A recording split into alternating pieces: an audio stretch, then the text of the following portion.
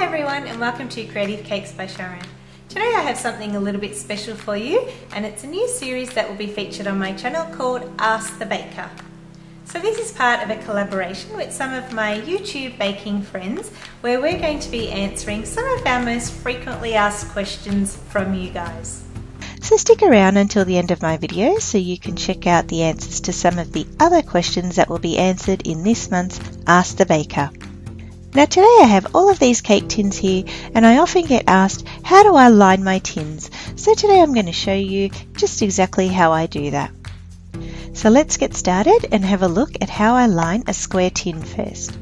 So basically I start off with some non-stick baking paper that I measure over the top of the tin and tear off a piece that's about 2 inches longer than the tin on both sides. Next I fold the paper so that it is the same width as the tin and trim the excess away. Now using this excess piece that was cut off, I measure it up against the opposite sides of the cake pan and cut it. In this case I have an 8-inch tin and the excess will cover both of the remaining sides. However, if it was a larger tin it wouldn't have been long enough, so I would have simply had to tear off another piece of baking paper to cover the sides. Now the baking paper won't stick to the pan by itself, so I need to lightly brush on some butter. You could also spray the tin or even rub some oil on it. Basically we just need something to help the baking paper stick to the pan. Now I can easily place the paper into the tin, and I like to make sure I press into the corners nicely.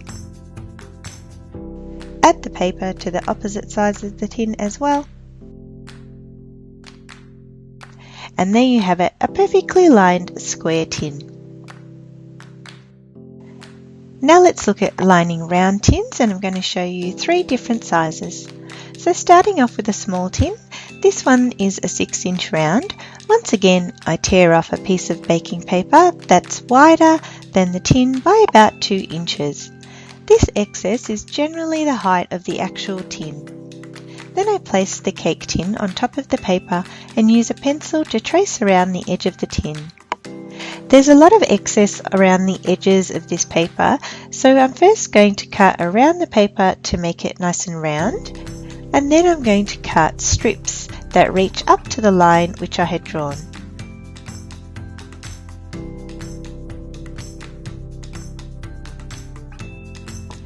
Once again, I need to grease the pan, and once this is done, I generally turn the paper upside down so that the side with the pencil line is facing down, and then gently place it into the tin. Once the bottom is stuck down nicely, I gently use my fingers to press the side pieces against the tin, working all the way around. Sometimes you might find some of the overlapping pieces of the paper haven't stuck because they are not directly touching the tin. So just add a little more grease under the paper and press it down.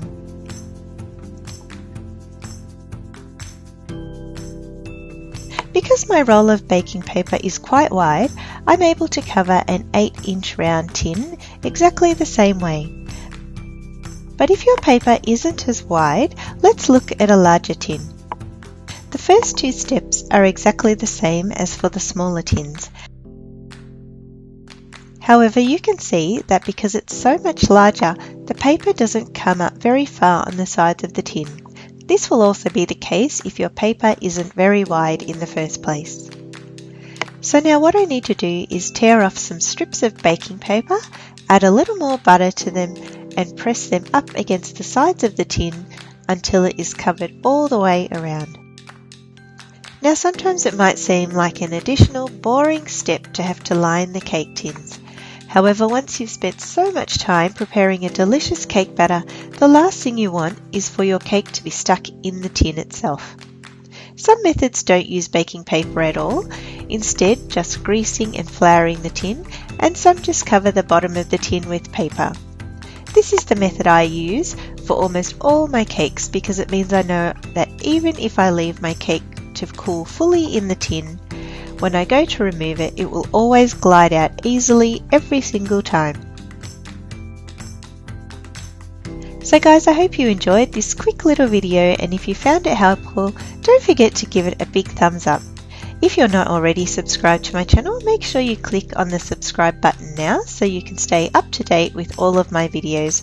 And be sure to connect with me on any of my other social media to see some of the other things I get up to. Now, as promised, here are the links to the other questions and answers from this episode of Ask the Baker. Be sure to check them all out so you can add all of these little tips and tricks to your baking repertoire.